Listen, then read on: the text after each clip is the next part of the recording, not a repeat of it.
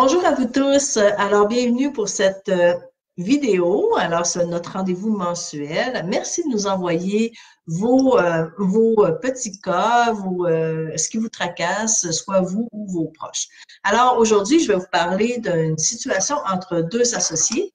Je vais lire ce que m'a envoyé la personne. Alors, c'est deux jeunes professeurs qui se sont associés pour offrir des cours d'anglais dans leur région.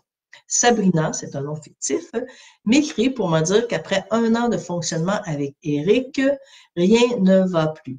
Elle aimerait lui racheter sa part, mais lui souhaite faire une médiation, car il croit que les associés pourraient trouver un terrain d'entente.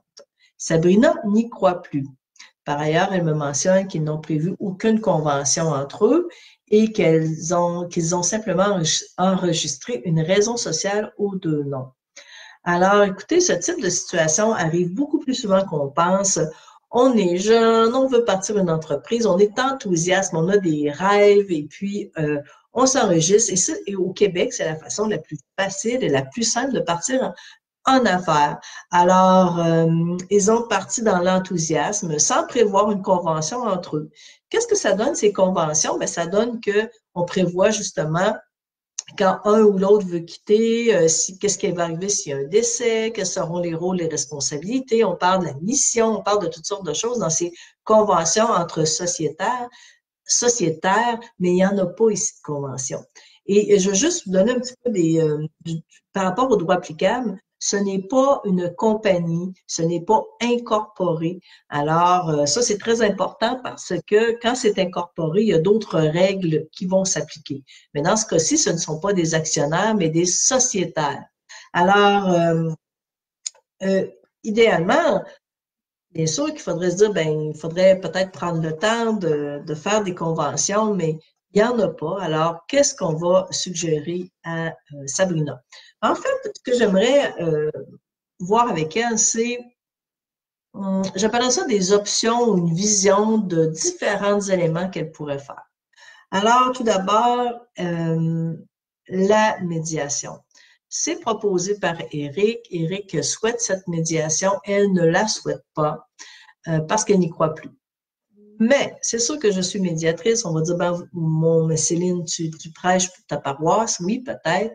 Mais vous savez que la médiation va permettre aux personnes de s'exprimer sur c'est quoi les points irritants, la colère, la frustration, les mésententes, sur les rôles, les responsabilités, comment on voit notre implication dans l'entreprise, etc., etc.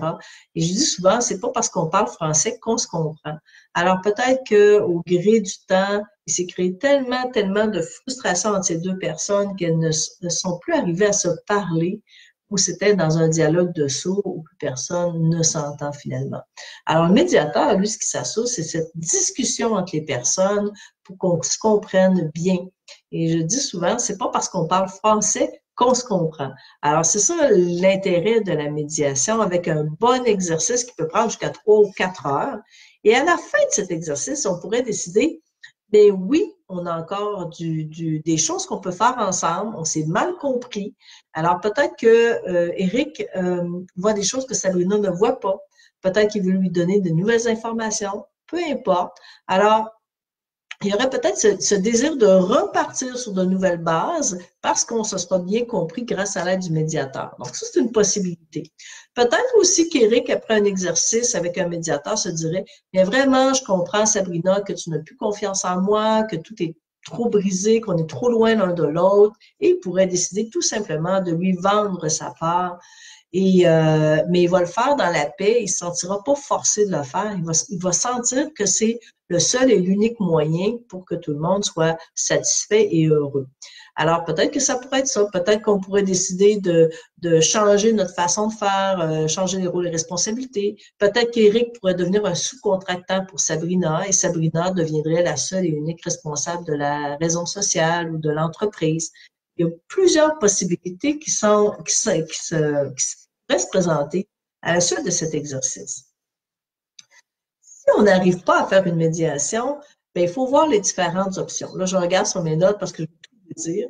Alors, l'article 22-26 du Code civil du Québec prévoit comment on peut sortir d'une association. Bien, prévoit différents différents motifs pour sortir d'une association.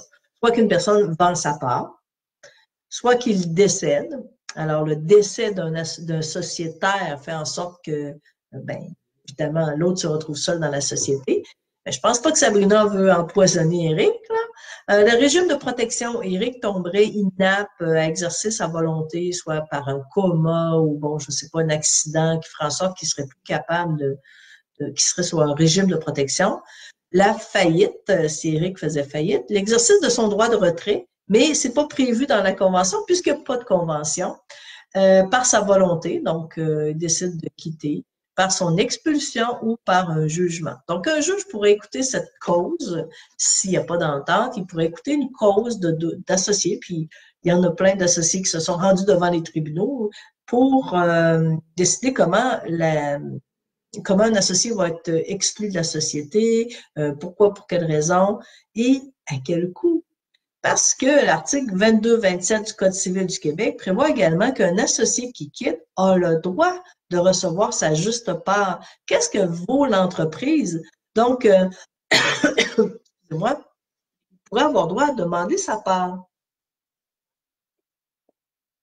Alors, s'il n'y a pas d'entente sur comment établir la part, on pourrait demander à un juge ou à un expert ou à un comptable d'établir la part de l'associé.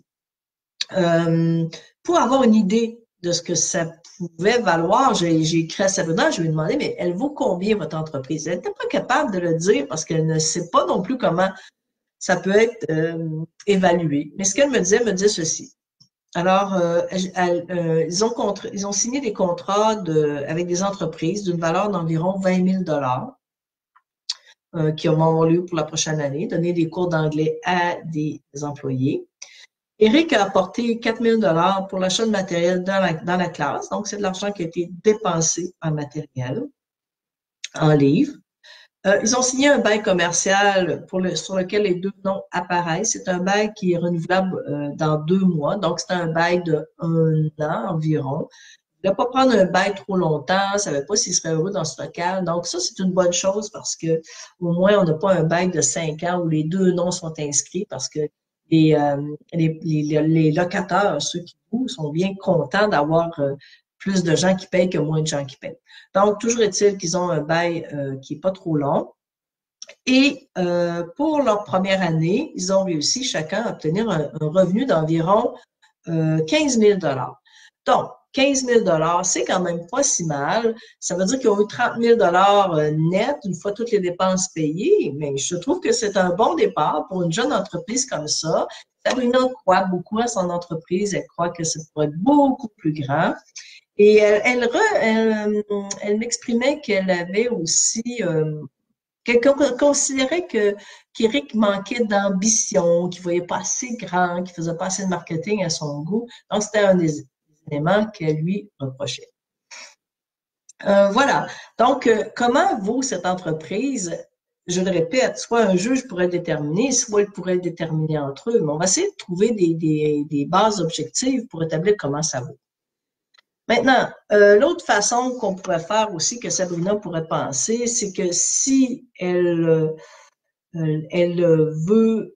sent qu'elle ne peut plus fonctionner avec Eric, elle pourrait quitter l'entreprise et lui faire une réclamation aux petites créances. Si elle estime que sa valeur, c'est moins de 15 000 elle pourrait lui faire une réclamation aux petites créances pour être compensée pour son travail puis son apport dans l'organisation. Ça voudrait dire qu'elle laisserait son petit bébé en arrière pour aller vers d'autres choses. Mais attention, parce que Eric pourrait aussi faire une contre-demande, donc demande principale avec on appelle ça une demande conventionnelle, pourrait lui demander aussi une compensation parce qu'elle l'aurait laissé avec des problèmes ou avec sans avertissement ou ça lui aurait causé des dommages, le fait qu'elle ait quitté sans qu'il y ait eu une entente. C'est sûr que si elle décide de faire ça, moi, je vous conseille d'enlever son nom de la raison sociale, de s'assurer que le bail ne sera pas renouvelé à son nom. Puis il y a aussi une chose que j'ai oublié de dire, c'est que Sabrina avait bénéficié de programmes du gouvernement pour les jeunes entrepreneurs. Elle avait travaillé 8 mois à temps plein pour l'école, pour le démarrage de l'école, puis elle estimait que ça valait de l'argent. parce que pendant ce temps-là, Éric, lui, faisait un contrat à temps partiel. Il n'avait pas la même disponibilité pour partir à l'école. Peut-être que ça a créé aussi des irritants dès le départ. Alors, voilà. Ce que je veux dire aussi par rapport aux petites créances, c'est qu'elle aura le droit à un service de médiation gratuit, mais ce service de médiation n'est que d'une durée d'environ 1 et quart. C'est moins que l'exercice auquel je pense qu'il pourrait nécessiter au moins 3 à 4 heures de médiation au minimum pour bien faire le tour de la question. Mais c'est un service qui est gratuit. S'il n'y a pas d'entente en médiation aux petites créances, à ce moment-là, c'est un juge qui va entendre le dossier, mais environ, dans le district judiciaire de Québec, on a des délais de 1 an. Donc, ça va prendre 1 an avant qu'elle puisse avoir un jugement qui lui donnerait tort ou raison, parce qu'elle peut bien penser qu'elle a raison, que ça vaut beaucoup d'argent, mais peut-être qu'un juge ne serait pas d'accord avec elle non plus. Alors, voilà, pour un jeune entrepreneur qui veut peut-être tourner la page, peut-être faire autre chose, voir autrement, consacrer ses énergies à des éléments plus positifs, bien 1 an, c'est très long à ressasser toutes sortes de mauvais souvenirs. Alors, bref, vaut toujours mieux s'entendre, vaut toujours mieux discuter, trouver des solutions ensemble. Ça fait pas toujours notre affaire. Des fois, il faut mettre de l'eau dans son vin, changer ses façons de voir l'autre, ses perceptions, etc., etc. Bref, beaucoup de travail à faire. Hein? Et voilà, c'est les conseils que je donnerais à Sabrina. J'espère que ça pourra l'éclairer. Évidemment, si elle peut faire écouter cette vidéo à Éric aussi, ce serait une bonne chose. Et je vous souhaite à tous un bon été. Je vous souhaite d'en profiter. Au Québec, il fait chaud, il fait beau.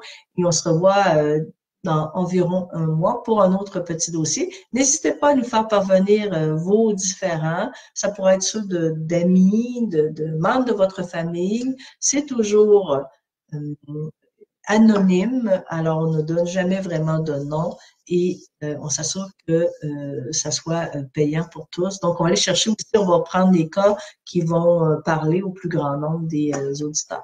Alors, je vous remercie et encore une fois, je vous souhaite un bon été avec les vôtres. Bien profiter de ce bout de temps ensoleillé. Merci et au plaisir.